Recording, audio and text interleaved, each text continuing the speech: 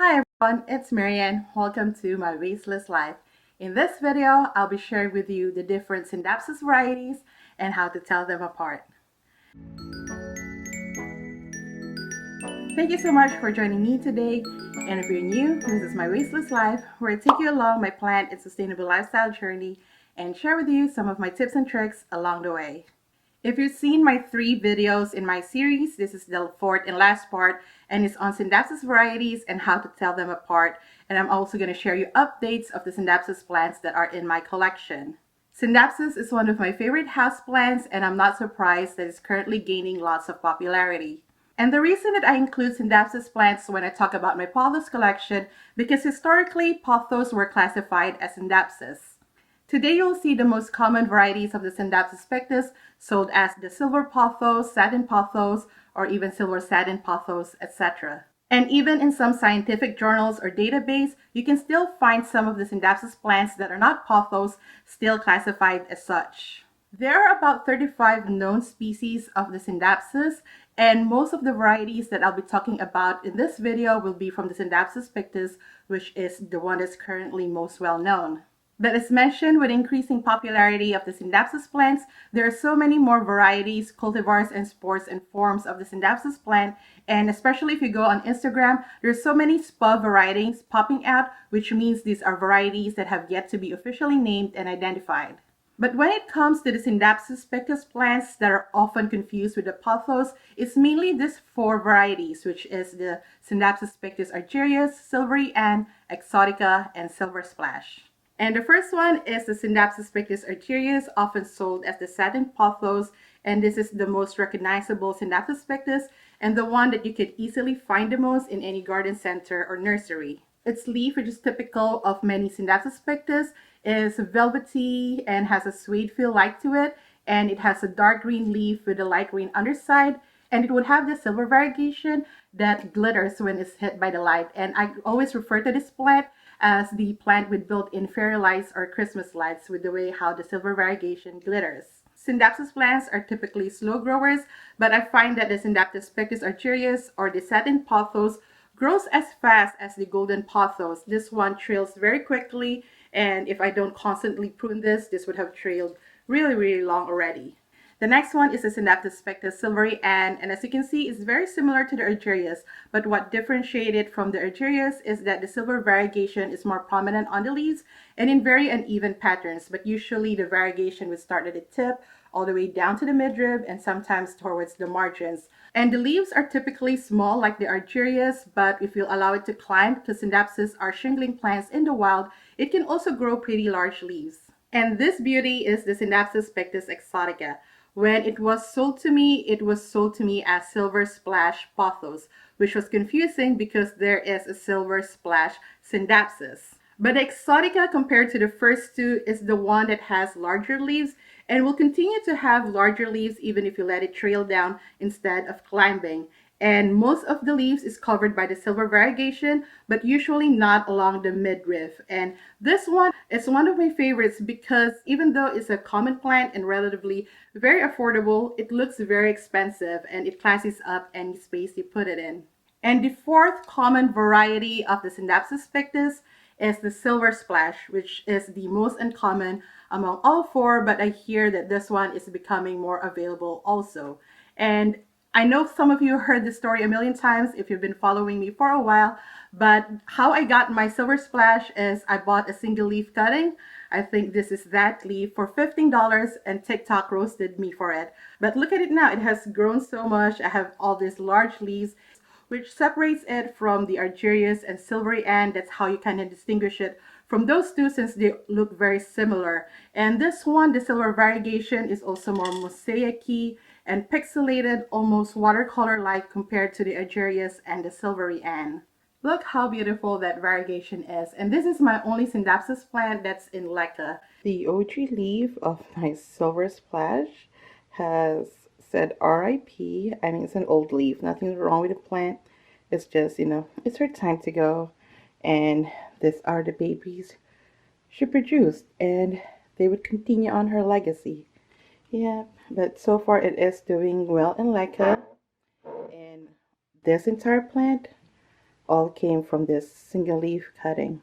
So those are the 4 commonly known Scindapsus pictus, but one that is also becoming more commonly known is the Scindapsus jade satin. And as you can see, this is the non-variegated form of the Scindapsus pictus.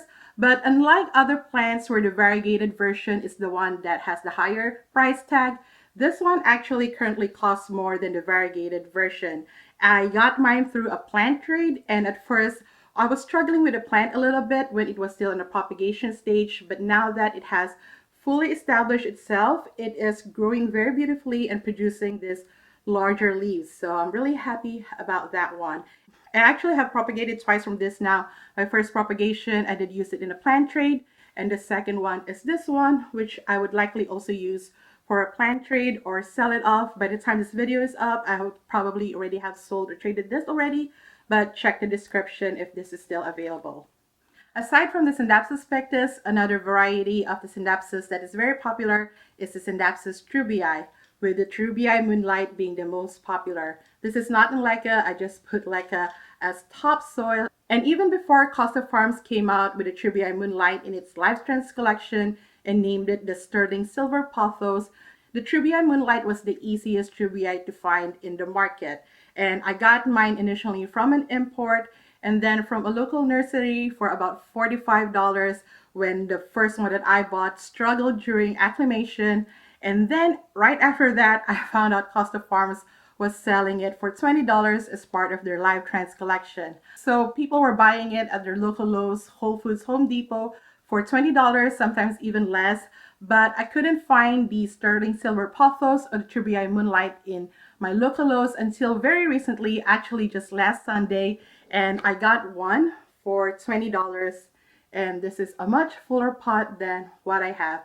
But if you look at it side by side, there's a slight difference, maybe because this one is mass produced, and this one, while I did get it from a local seller, they did import this from Thailand. So you can see the difference between the two. And this one is probably also just maybe more mature than this one, because this looks like very juvenile leaves. But either way, I love them both. And if you're also struggling to find the Scindapsus treubii moonlight in your local Lowe's, it hasn't arrived yet. Costa Farms do sell their plants online now at shopcostafarms.com. I do have a referral link down in the description so you can get $10 off your purchase. So use my referral link if you want to buy this plant online from shopcostafarms.com. I'm not affiliated with Costa Farms. It's just a referral link. Not only it gives you $10 off your purchase, it also gives me $10 off my next purchase. So it's a win-win for both of us. And the next well-known treubii is the treubii dark form. And as the name suggests, it's the one with darker leaves, and the leaves are much more elongated. And this one is harder to find than the moonlight. It's still currently hard to find, but I am not in search for this plant because who knows, Costa Farms might also come out with a treubii dark form in the near future. If they can do it for the moonlight, where before we thought this was very hard to source, they were able to mass produce it. So maybe why not for the dark form? And the dark form also reminds me of the Monstera staedtleana, and I have a Monstera staedtleana variegata already, so I don't feel the need to have a treubii dark form in my collection right now. The treubii moonlight and the treubii dark form are the well-known treubiis right now, but there are new ones entering the market like the treubii spa borneo. These are unidentified treubiis yet, just named right now after the place where they were first seen, because most of the Scindapsus plants are found in Southeast Asia, especially in Indonesia. And I would describe this spa variety of the treubii as if the treubii moonlight and the dark form had a baby. So basically it is a darker leaf treubii but has that silver satin sheen that can be found in the treubii moonlight. And another treubii that is entering the market is the treubii dark silver, which is the dark form with a silver variegation in it. But I think what differentiates it from the other treubii spa variety is that it has the elongated leaf of the dark form treubii. It could be the same variety, who knows, but again, based on the pictures, they look like two different forms of the Scindapsus treubii. So those are the treubiis that is well known or currently entering the market, and I'm sure before I upload this video, much more would have popped up. And that goes the same for the Scindapsus pictus. More and more varieties, cultivars, and forms are entering the market because of the increased demand for Scindapsus plants. And I'm going to mention a few of them that's currently well known and available in the market right now. starting with the Scindapsus silver lady. The silver lady at first glance can look like the exotica, but what differentiates it from the exotica is that the variegation or the silver variegation of the silver lady tends to be a bit more sectoral and also can be found in the midrib of the leaf and can extend all the way to the margins without pixelating or gradiating. So among all the rare and uncommon Scindapsus pictus that I'm mentioning, this is probably the one that is the easiest to access, but also be careful of sellers online that might be selling you a silver lady, but it's actually an exotica.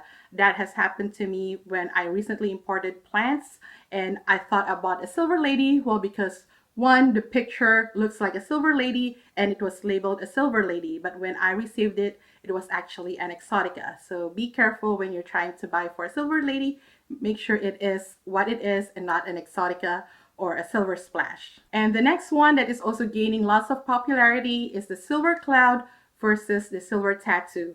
And these two varieties look so similar to each other that it's very possible that these two are being sold interchangeably. Meaning you think you could be buying a silver cloud, but you're actually getting a silver tattoo, or vice versa. But it's more likely that you might think you're getting a silver tattoo, but what you're getting is actually the silver cloud, because the silver cloud is the one that's currently more available in the market than the silver tattoo. So how you can tell which is which is I believe that the silver cloud does have that all over silver variegation, but not so much on the midrib, but it's not as wide as it is in the exotica. And the silver tattoo is almost like a reverse argyreus to me, where it is an all over silver variegation, but you can see the green peeking through that silver variegation along the blade. And the next Scindapsus varieties that are becoming more popular is the Scindapsus platinum versus the silver hero. And in my book, The Ultimate Guide to Pothos Plants, I did classify this as the silver hero platinum as opposed to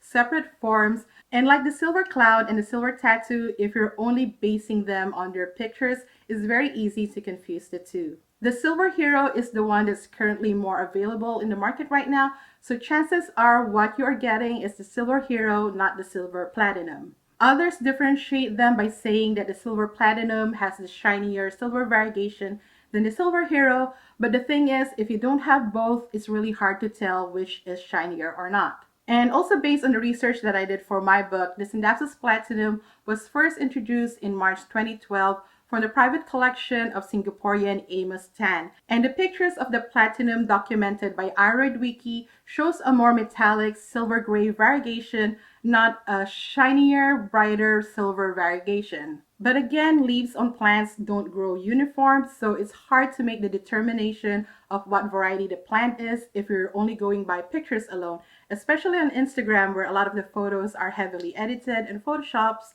yes, even for plants. And this one is my silver hero, but for the longest time I didn't even know if it was actually a silver hero because this was part of my plant imports haul video.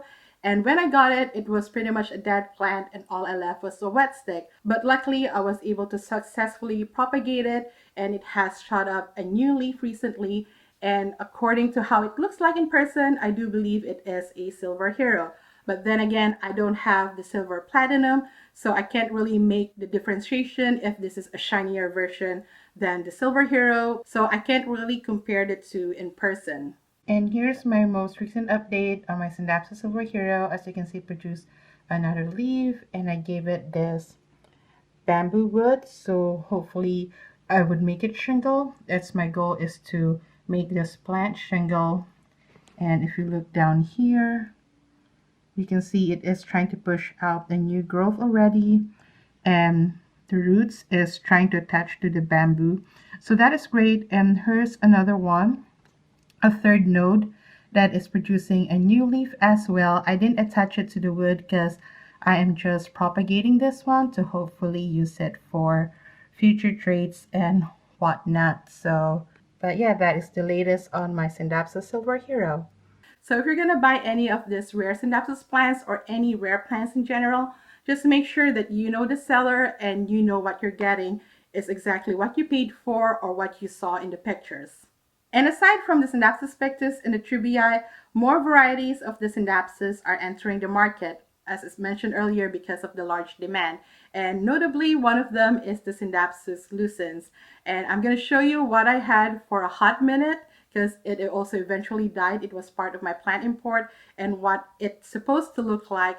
But to me, the Scindapsus lucens, I would describe it as the Scindapsus version of a Cebu blue pothos. It has the same sheen to it, and I would even say that blue silver coloring that you can find in a Cebu blue pothos as well. It also has that very textured bumpy leaf, and it has a pointed tip.